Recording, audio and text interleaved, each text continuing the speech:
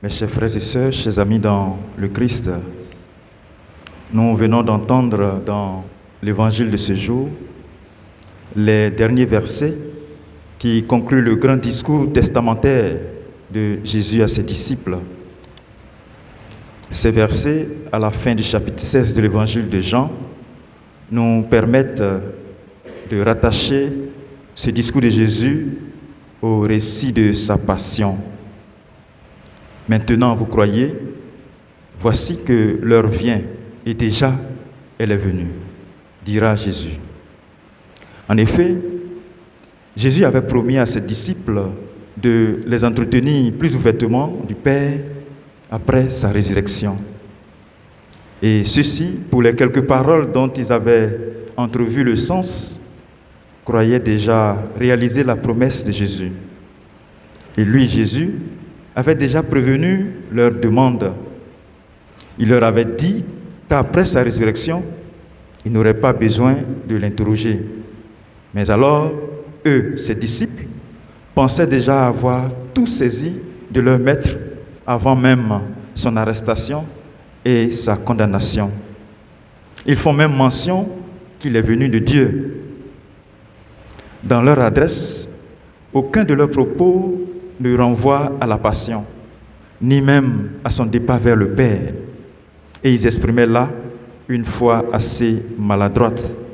Et alors, Jésus le leur rappellera, à savoir que la croix sera tout autant une épreuve réussie pour lui qu'une épreuve vécue dans l'échec pour ses disciples.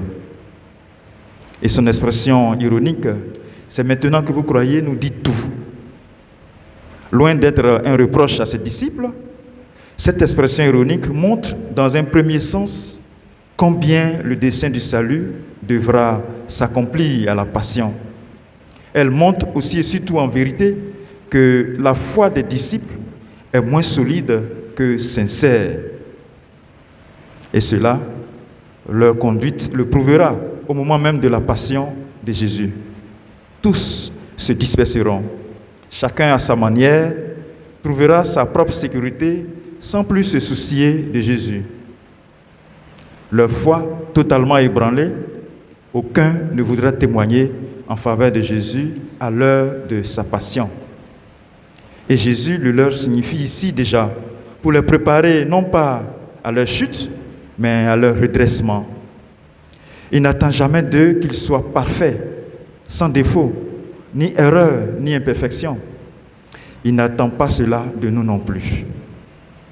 L'heure vient, et même elle est venue, où vous serez dispersés, chacun de son côté, et vous me laisserez seul.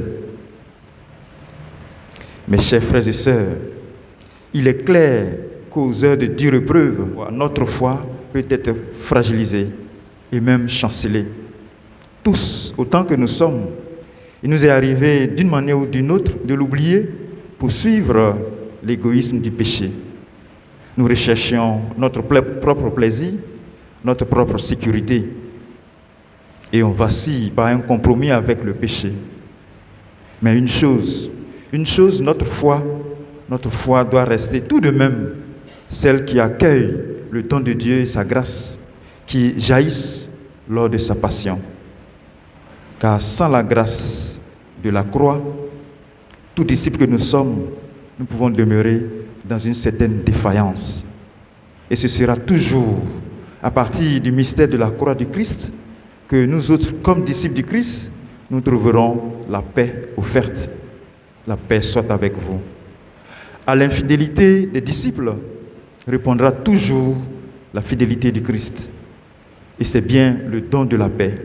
Le don de la paix que nous recevrons avec l'Esprit lors de la résurrection qui permettra à tout disciple que nous sommes d'affronter les épreuves présentes de notre monde. Puisqu'il en est ainsi, demandons-lui la force et la lumière véritable pour vivre comme son ami fidèle.